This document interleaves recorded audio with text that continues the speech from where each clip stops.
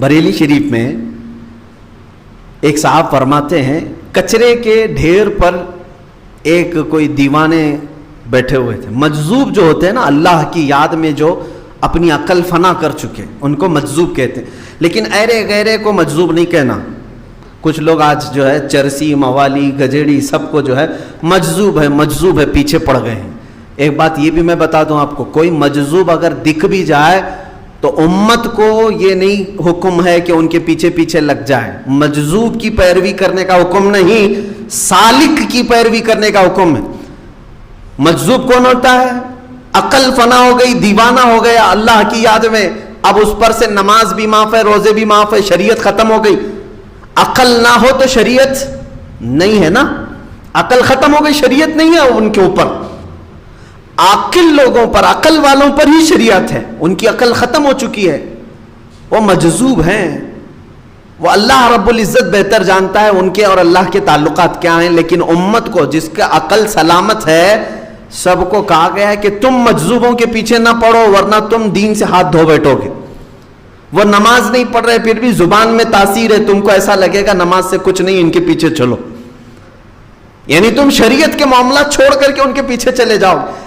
तुम्हें हुक्म है सालिक, सालिक कहते हैं वो अल्लाह का वली जो होशो हवास में शरीयत पर कायम है, और अल्लाह का वली, उनके पीछे चलने का तुम्हें हुक्म है।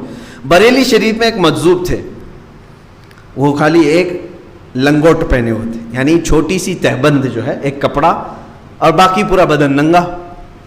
कचरे के गुट एक ढेर पर बैठे रहते थे। एक साहब वहां से गुजर रहे थे, वो मुरीद थे सरकार मुफ्ती आजम इनकी। उस मजजूब ने बुलाया, ए इधर आओ। कहाँ जा रहा है? उन्होंने कहा मैं बड़े मौलाना साहब के पास जा रहा हूँ, मुफ्ती आजम इनके पास। उन्होंने कचरे के ढेर में कागज़ का एक टुकड़ा पड़ा था, उसे उठाया, उंगली में यूं यूं यूं किया और कहा जा तेरे बड़े मौलाना को दे दे। वो लेकर क्या है, दीवाना मजजूब आदमी, कुछ भी नहीं, उंगली से यूं घुमाया और दे दिया। कहते हैं मैं लेके आया, महफिल में बैठा मुफ्ती आजम रज़ियल्लाहु ताला अन्हु के। थोड़ी देर के बाद मैंने दिल में सोचा दूं भी कि नहीं दूं, कहीं मेरा मजाक ना हो जाए। कचरे में बैठा हुआ दीवाना कागज़ पे उंगली फिरा के दे दिया। जब सब लोग छटने लगे तो इस मुरीद ने कहा हुजूर फलां कचरे की ढेर पर वो जो एक साहब बैठते हैं, उन्होंने ऐसे ऐसे लिख करके आपको कुछ दिया है। मुफ्ती आज़मीन ने देखा कोरा कागज़ है, कुछ भी नहीं, आगे पीछे कुछ नहीं। लेकिन उसको देख करके मुफ्ती आज़मीन मुस्कुराए। अपनी उंगली से उन्होंने भी यूं ही कहा क्या जाओ उन्हीं को वापस दे दो। वो एक तरफ से दीवाने हैं, लेकिन यहां तो पूरे होशो हवास वाले हैं। इन्होंने भी वही किया। वो लेकर के साहब गए और वो जो कचरे के ढेर पर अभी तक वो इंतजार कर रहे थे, जा करके ये चिट्ठी उनको दी कि बड़े मौलाना ने आपको दी। ये जैसे दिया, उन्होंने अपनी लुंगी खोली, लंगोट निकाल दिया, पूरा बदन बरहना, और निकल कर भागने लगे। हो गया मेरा मसला, हो गया मेरा मसला, इस तरह कहते हुए भागने लगे। वो लंगोट भी वहीं पड़ी हुई थी। इनको समझ में ही नहीं आया क्या था दोनों के दरमियान। वो परेशान थे। इसीलिए कहते हैं मौजूबों के पीछे न जाओ, नहीं तो तुम पागल बन जाओगे। चंद लम्हों के बाद वो फिर वापस मुफ्ती आज़मीन के पास आए, कहा कि हुजूर आपने क्या घुमाया मालूम नहीं, वो तहबंद खोल के भाग गए, लुंगी खोल कर भाग गए। सरकार मुफ्ती आज़म हिंद रज़ियल्लाहु ताला अन्हु ने जवाबन फरमाया, अब वो तुम्हें नहीं मिलेंगे कभी, अब वो तुम्हें कभी नहीं मिलेंगे। वो मजजूब थे और कुतुबियत के मकाम को पहुंचे हुए थे। अल्लाह रब्बुल इज्जत के एक वली है। उन्होंने मुझसे ये सवाल किया था, मुफ्ती साहब अल्लाह की याद में जो बंदा सारी दुनिया छोड़ चुका हो, अल्लाह की याद में जो बंदा सारी दुनिया छोड़ चुका हो, दुनिया की अगर कोई चीज उसके जिस्म पर है तो एक तहबंद है, क्या तुम्हारी शरीयत वो तहबंद भी उतारने की इजाजत देती है? शरीयत इस बात की इजाजत देती है। मुफ्ती आज़म हिंद रज़ियल्लाहु ताला अन्हु ने कहा, मैंने जवाब में ये लिखा, जिसने कुल दुनिया छोड़ी हो और जिसकी अकल भी ना हो, उसके लिए न तहबंद की जरूरत है न किसी कपड़े की जरूरत है। मैंने जवाब में ये लिखा, उन्होंने तहबंद खोली और चले गए। یہ اہل اللہ کے درمیان کے معاملات ہیں۔ میرے عزیزو، شریعت کی یہاں پر باریکی سمجھانے کے لیے مجھے پھر اور لمبا وقت چلے گا کہ ایسا کیسا مسئلہ ہے کہ کسی کو ننگا ہونے کا حکم دیا جائے۔ یہ ان لوگوں کے لیے ہے جو جذب کے عالم میں ہیں، وہ دنیا کی کوئی چیز نہیں پسند کرتے۔ اعلیٰ حضرت کے زمانے میں ایک مجذوب تھے، اعلیٰ حضرت کے زمانے میں وہ ہمیشہ برہنہ رہتے تھے۔ ایک دن سنا ہے کہ وہ کپڑے پہن کے آ گئے جب اعلیٰ حضرت آنے لگے، یا پھر کسی ایک دوسرے بزرگ کے متعلق یہ بات مشہور ہے، جنازے میں وہ کپڑا پہن کر کے آئے، جنازہ تھا بزرگ کا، وہ کپڑا پہن کر کے آئے۔ لوگوں نے کہا بابا جی آپ لنگے رہتے تھے، آج کپڑا پہن کے آئے ہو۔ کہا پہلی مرتبہ کسی زندے کے سامنے آیا ہوں تو شرم تو آئے گی۔ بات سمجھا؟ جنازہ ہے، جنازے میں یہ آج پہلی بار کپڑا پہن کے آئے ہیں جو زندگی بھر ننگے رہتے تھے۔ لوگوں نے کہا بابا جی آج کہاں سے کپڑے آ گئے تمہارے بدن پر؟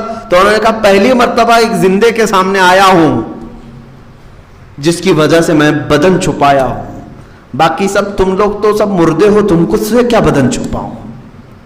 یہ مجذوب لوگوں کی باتیں ہیں میرے عزیزو۔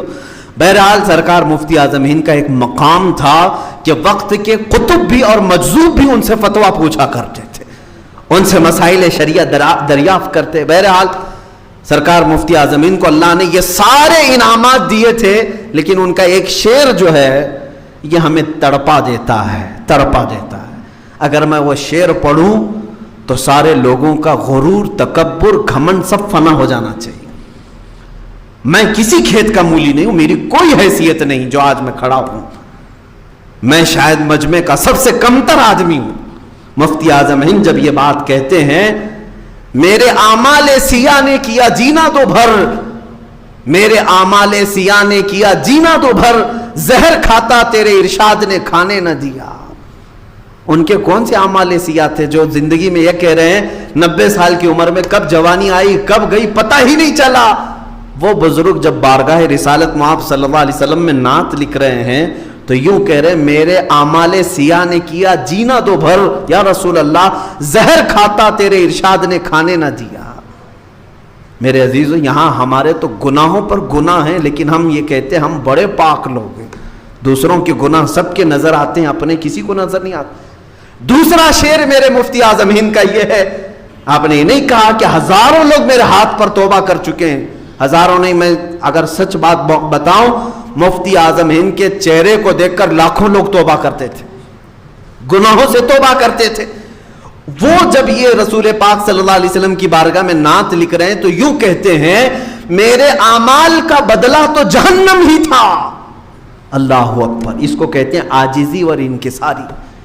مفتی اعظم ہند فرما رہے میرے اعمال کا بدلہ تو جہنم ہی تھا، میں تو جاتا میرے سرکار نے جانے نہ دیا۔ یعنی کل ملا کر کے انہوں نے کیا کہا، ہماری زندگی پر اگر کوئی چیز قیامت کے دن شفاعت کا سبب بن سکتی ہے تو میرے مصطفیٰ کی ذات ہے۔ کبھی یہ نہ سمجھنا کہ میں بہت بڑا متقی ہوں، میں بہت بڑا پرہیزگار ہوں، بہت بڑا عالم ہوں، میرے ساتھ ہزاروں لوگ توبہ کر چکے، یہ غرور اور گھمنڈ کبھی کسی کو نہ آئے۔ مفتی اعظم ہند رضی اللہ تعالیٰ عنہ جو عاجزی اور انکساری کرتے تھے وہ بہت کم لوگوں میں دیکھنے کو ملی ہے۔